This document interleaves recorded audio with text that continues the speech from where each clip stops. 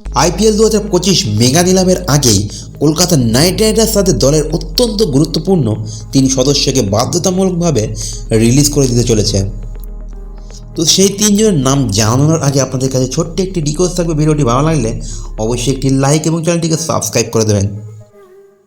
তো এই 3 জনের মধ্যে যাকে কলকাতা নাইট রাইডার্স রিলিজ করতে চলেছে তিনি হচ্ছেন ফিল সল্ট।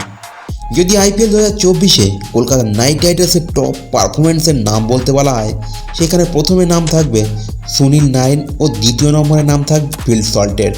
এই দুজন প্লেয়ার কলকাতার হয়ে ওপেন করেছিল এবং আক্রমণাত্মক ব্যাটিংয়ের পাশাপাশি দলকে ভালো মজবুত শুরুয়াত করাতেও সাহায্য করেছিল। এরপর ধীরে ধীরে ফিল সল্ট দলের অন্যতম নির্ভরযোগ্য ব্যাটসম্যান হয়ে উঠেছিল। ফিল সল্ট 2024 আইপিএলে কলকাতার হয়ে 12টি ম্যাচ খেলেছিল এবং 182 স্ট্রাইক রেটে 435 রান করেছিল।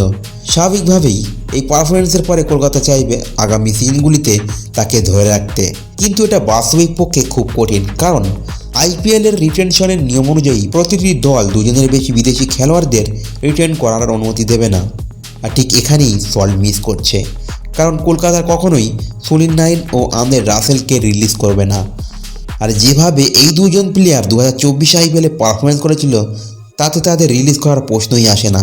আর এই দুজনকে রিটেন করা মানেই সল্টকে ছাড়তেই হবে। কিন্তু 2025 আইপিএল মেগা অকশনে যদি আরটিএম কার্ডের প্রয়োগ করার অনুমতি দেওয়া হয়, সেক্ষেত্রে কিন্তু ফিল সল্টকে আরটিএম কার্ড ব্যবহার করে আবার দলে নিতে পারে কলকাতা নাইট রাইডার্স। দ্বিতীয় গুরুত্বপূর্ণ প্লেয়ার যাকে কলকাতা নাইট রাইডার্স রিলিজ করতে চলেছে সে হচ্ছে নীতিশ রানা। 2023 সালে যখন শ্রেয়াস আইয়ার চোটের কারণে ছিটকে যায়, তখন কলকাতাকে নেতৃত্ব দেয় নীতিশ রানা। গত 7 বছর ধরে কলকাতার সঙ্গে যুক্ত থাকা সত্ত্বেও 2025 আইপিএল নিলামের আগে তাকে ছেড়ে দিতে পারে কলকাতা নাইট রাইডার্স। 2022 সালেও কলকাতা তাকে রিলিজ করে দিয়েছিল, কিন্তু তাকে আবার নিলামে 8 কোটি টাকা দিয়ে কিনেছিল কলকাতা নাইট রাইডার্স। কলকাতার কাছে বর্তমানে অনেক ভারতীয় প্লেয়ারের অপশান থাকায় 2025 আইপিএলে তাকে হয়তো কলকাতা নাইট রাইডার্স রিটেন করতে পারবে না। 30 বছর বয়সী নীতিশ রানা কলকাতার হয়ে মোট 86টি ইনিংসে 2199 রান করেছেন। এবছর আইপিএল অপশানে যদি আরটিএম কার্ডের অপশান থাকে, সেক্ষেত্রে কলকাতা নাইট রাইডার্স তাকে আরটিএম কার্ড প্রয়োগ করে দলে পুনরায় নিতে পারে। তৃতীয় গুরুত্বপূর্ণ খেলোয়াড় যাকে নাইট রাইডার্স 2025 নিলামের আগে ছেড়ে দিতে চলেছে সে আর কেউ নয়, তিনি হচ্ছেন মিচেল স্টার্ক। নিলামে কলকাতা নাইট রাইডার্স 24.75 কোটি টাকায় কিনেছিল, কিন্তু গ্রুপ লিগে তাকে সেইভাবে চেনা স্বভাবে পারফর্ম করতে দেখা যায়নি।